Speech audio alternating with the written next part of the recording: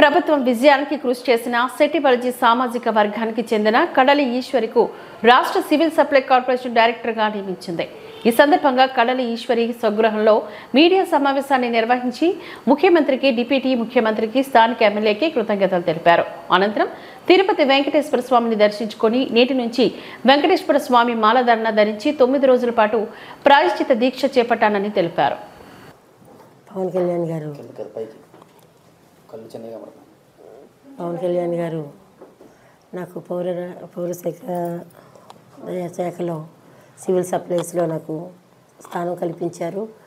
మా కూటమి ప్రభుత్వం అధినాయకుడు గౌరవనీయులు చంద్రబాబు నాయుడు గారికి, అలాగే మా డిప్యూటీ సీఎం కళ్యాణ్ గారికి, అలాగే మా సివిల్ సప్లైస్ శాఖ మంత్రివర్యులు నాదెండ్ల మనోహర్ గారికి ధన్యవాదాలు తెలుపుకుంటూ ఈరోజు ప్రెస్ మీట్ పెట్టడం జరిగింది. ఎందుకంటే చైర్మన్గా మా తోట సుధీర్ గారిని కూడా ఇందులో ఇచ్చారు.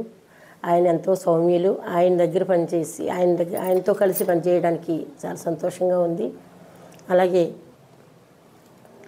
నాకు ప్రజలతో మమేకమైన శాఖ, రేషన్ డిపో, ఇవన్నీ కూడా ఎంతో న్యాయంగా ధర్మంగా చేసే శాఖలో ప్రజలతో మమేకమయ్యి నేను ఉంటాను కాబట్టి ఇటువంటి శాఖ నాకు ఇచ్చినందుకు, డైరెక్టర్ పదవి ఇచ్చినందుకు చాలా సంతోషంగా ఉంది. అలాగే మాకు మనోహర్ గారు ఎప్పుడు కూడా నీతిగా నిజాయితీగా చెయ్యాలి అని చెప్పేసి ఆయన తీసుకునే శాఖ ఎటువంటిదంటే, ముందు ప్రభుత్వంలో చూసాం ఎన్ని అవకతవకలు జరిగాయో రేషన్ డిపోల్లోని, ఎటువంటి సరుకు ఇచ్చేవారు కూడా చూసాం. అటువంటి అవకతవకలు లేకుండా చేయాలని చెప్పేసి ఆయన ప్రశ్నించి చెప్తూనే ఉన్నారు. అదేవిధంగా అటువంటి వాళ్ళకే ఆ శాఖలో స్థానం కల్పించారు. సుధీర్ గారు అనగా, నన్ను అనగా ప్రతి ఒక్కరిని కూడా.